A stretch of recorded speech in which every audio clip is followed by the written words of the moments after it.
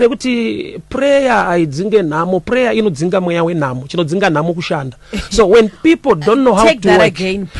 Prayer aidzinge nhamo, inodzinga mweya wenhamo. But chinodzinga nhamo is what you do. Nekuda kwekuti ukanamatirwa demon repoverty rikaenda, iwe ukasahodha ukasatengesa, unoita nhamo usina mweya wetsvina. Nekuda kwekuti iwe wacho hauna kuzova neteaching yekuzoti chinopedza nhamo nechinodzinga mweya wenhamo. Two subjects dzakasiyana. So the church now in a challenge yekuti people are migrating, vari kutransfer, vari kuchinja machechi. Uku kuri powerful akuenda undonomatirwa kubatwa musoro usina kubatwa mukati memusoro. Halfway deliverance. Nekuda kwekuti kubatwa musoro uri kunamatirwa, kubatwa mukati memusoro uri kupiwa information inoita kuti uve ne-strength and stand and do things. So muchaona kuti nekuda kwema-situations nekoma kweupenyu, vanhu vanonyanyoda kubatwa musoro wacho, vanotoda kunamatirwa, vanhu vanotoda kuti dai mufundisi aita zvakati. But nyaya hombe ndeyekuti people must give time, ngavazvipe nguva yekugona kugara pasi vachidzidza, vachigona kuziva kuti izvi zvinofambiswa sei, izvi zvinoitwa sei. Nekuda kwekuti life is practical. Although life is spiritual, but the other side yacho is practical. That's why I always tell people we are not heavenly minded to be earthly useless. We are heavenly minded to dominate earth, which means the information yatifana kuita acquire on the ground yatinotofanirwa kushanda nayo kuti zviitire zvakanaka. I'll give you an example. Tikaita crusade, I believe in the God of miracles. Vanhu vanotenda mina naye Mwari, but ndikati vanhu hendi kunamatire pakauya munhu ndikamubata musoro ndikati from today be an engineer or be a doctor.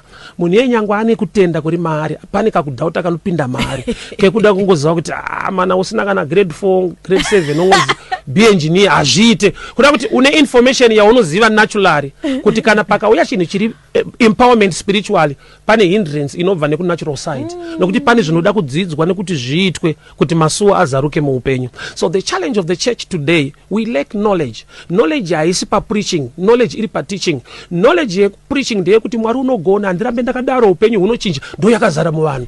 But kuti ini takasumuka tichireceive evangelist, I receive. Kuti ini ndichagonei hazvina kuudzwa munhu. Akangodzwa kuti Mwari anogona, uramba wakada gore rino nderako. I always tell people my theme are right. Gore rino nderako, but mugore racho unenge uchiitei mugore rako racho.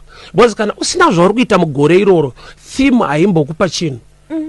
Theme yataurwa rikanzi gore rino nderako, be fruitful, multiply, gore multiplication. Multiplication is very tricky. Anything, any number, any figure times 0 ndi 0. Kana pakadeclare makomborero million, as long usina chauri kuita hapana chinobuda. At the end unochinja church. But one thing I know, chandaka discover, munhu akachinja church haachinje Bible raishandisa. Kuti ari kutoratidza kuti ndini ndiri dofo zvangu. Information iripo but ndine nharo. Ndinongofungidzira kuti pamwe pane church iri special. The special thing pakunamata Mwari is for you to get information.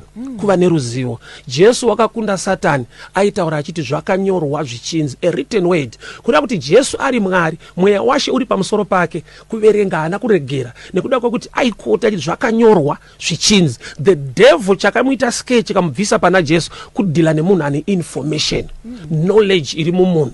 Saka vamwe vazhinji vanofunga kuti aiwa ukada ndezvemafundisi zvekutsvaga kuverenga Bhaibheri nekuda kuziva nekuda kudii.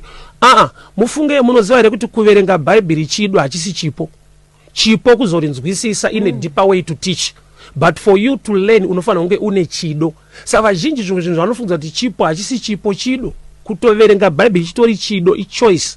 But vazhinji vanokuti ndezvemabhaibheri ndezvemafundisi because vane zvipo zvacho. No. The church must come to a level yekuti munhu anofanirwa kunzwa nzara nenyota yekuda kudzidza, kunzwa nzara nenyota yekuda kuacquire information, nekuda kwakuti kana Mwari achiti vanhu vangu vaparara, istatement yekuti akatobvuma Mwari kuti uri wangu.